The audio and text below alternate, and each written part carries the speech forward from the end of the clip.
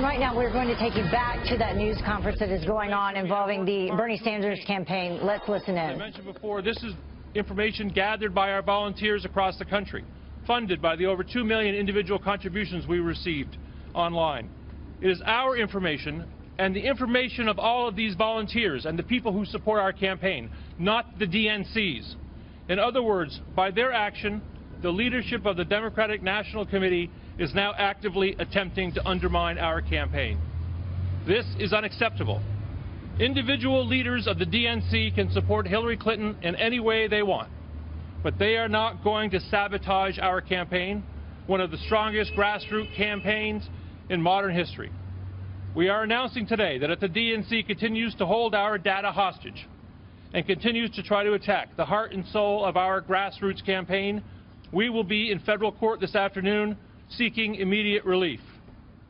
What is required here is a full and independent audit of the DNC's mishandling of this data and its security from the beginning of this campaign to the present, including the incident in October that we alerted them to when we are fairly confident that large amounts of our data were sent to another campaign. Thank you very much. This is Brad Deutsch, who represents the campaign on our legal team, and I'm happy to answer any questions that people might have. Can you assure the DNC and the Clinton campaign that you no longer possess any of the Clinton campaign data? I can tell you that this campaign, in an official capacity, does not possess any data, does not retain any data, doesn't want any of their data. In fact, when their data, due to this October breach, was dumped into a vendor of ours' computer system, we had it isolated, locked up, and we alerted the DNC immediately. We're running a clean campaign. We're going to beat Secretary Clinton and everybody else in this campaign on the issues. We don't need dirty tricks. That's not how we run it here. Which campaign do you think had access to your data? Well, I think after this independent audit, we will find that out.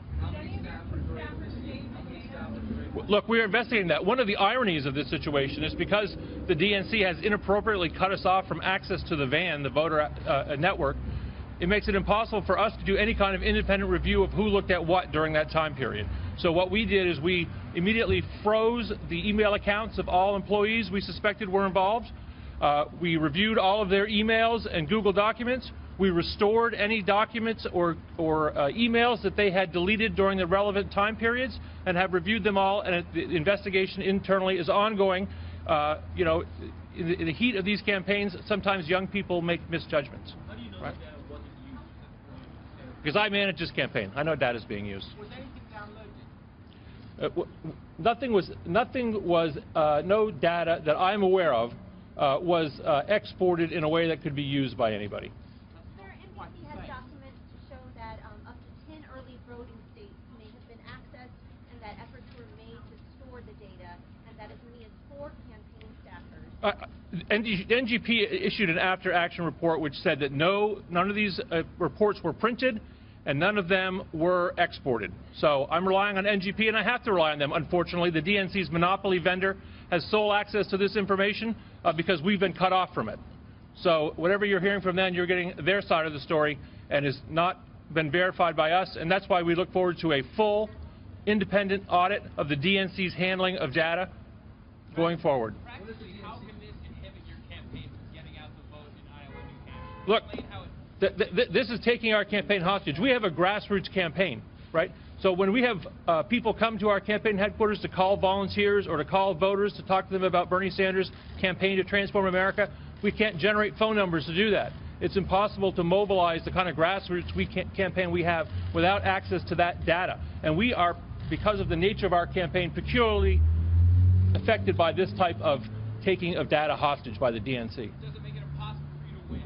It does not make it impossible to win, because I think people across this country, and I think we're beginning to see it now already online, are outraged by this conduct by the DNC, which is clearly a heavy-handed attempt to undermine this campaign. Has the DNC given you any indication how long they plan to freeze your access to their data? To our data. How long they're going to freeze our access to our own data? They have not. And that's why we're going to have to go to federal court if this is not resolved very, very shortly, to vindicate the rights not only of this campaign, but of the millions of people across this country who want change. Go ahead, I'm sorry. Once the was already fired, but it that many as 4 or 5 have access to data. Are you going to fire Well, as I mentioned, we are doing an internal investigation. Further disciplinary action may come, depending on what we find. But the truth is that our ability to investigate this has been inhibited by our inability to look at the van that's been withheld from us. So the DNC is, by their own action, is hindering our ability to do the kind of investigation that they say that they want. Your former staffer says he wasn't trying to collect data on the Clinton campaign. He was just trying to probe the extent of this vulnerability. Is it possible you overreacting to hiring? We have very, very high ethical standards in this campaign, right? Bernie Sanders is a different kind of candidate. We're running a campaign to transform America. So people who work on this campaign have to understand that even the appearance of something that's not right is too much. And so we did let that staffer go. I think that was a clear signal that we take this very, very seriously, both with respect to our data and other people's data. We will certainly not use anybody else's data or retain anybody else's data. The DNC is clearly acting in a heavy-handed way, in an unprecedented way. I would like to see another instance where a presidential campaign had their data withheld, their own data withheld under similar circumstances. So, excuse me? 2 months ago, we found out when we were downloading some of our data that it was dumping a bunch of other campaigns' data along with ours, which clearly indicated that the firewall between the campaigns was ineffective, right? We immediately segregated that information at our vendor, put it in a password-protected file, so that we could document that, in fact, there had been a breach, because we were very concerned that large amounts of our own data was being downloaded, and we contacted the DNC to remedy the situation. They assured us, we run down here to all of you all, we talked to them, and we were assured that this was going to be taken care of. But apparently, they are not competent in terms of maintaining the security of data between the campaigns. Is the DNC taking sides with the Clinton campaign, Jeff? What's that? Is the DNC taking sides with the Clinton campaign? Sure. Look, all I can tell you, I don't know the motivation of every single person of the DNC, but I think if you look at a pattern of conduct, we've obviously had concern about the Saturday night debate schedule and its impact on the ability of campaigns to get their message out. Clearly, there's, in this case, it looks like they are trying to help the Clinton campaign. We're taking on the establishment, and I'm sure there are people within the Democratic establishment who are not happy about the overwhelming success that Senator Sanders is having all across this country. But we are determined to win this campaign, and we're going to win this campaign by talking about the issues that are important to the American people.